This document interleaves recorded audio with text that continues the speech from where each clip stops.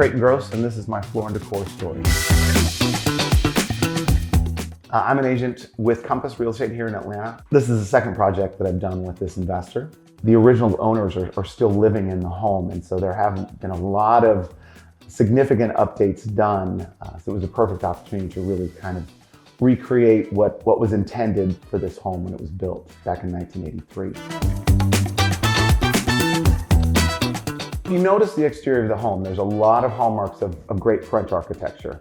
And the focus was really to kind of bring that back to its heyday. Floor Decor was my go-to just because there's such a large variety of materials. And I really believe in kind of creating a lot of interest via texture and color that can be done without taxing the budget. This is the fourth project that I've done with Floor Decor. This is the first time that I've been able to actually work with the design studio here in Atlanta. I actually got the opportunity to meet Melody on my first day and just kind of looking for some ideas. And she was so helpful in showing me all the latest things that had kind of come through the design studio that I wasn't able to see by going into a regular Floor Decor store.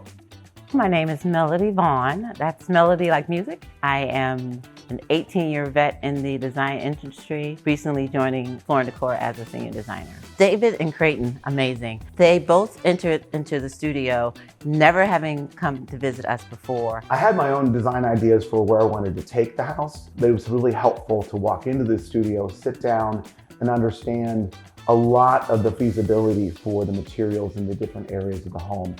For instance, this home has an in-ground pool that was in dire need of repair, and identifying materials that could be used in that environment was very helpful because I haven't worked with pool tile in the past. I wanted to be able to really create a lot of bold moments through the use of tile and texture, wallpaper and color, because I wanted this house to kind of stand out in the market from the regular kind of builder grade options that a lot of buyers would be seeing at this price point. One of my favorite parts of the project was our beautiful green large format tile. I call it the green wall. They used that in the most clever way. And again, it was one of those showstoppers. They knew they wanted to max out an entire wall with it. Another one of my favorite part of the project that we worked on was that ombre wall.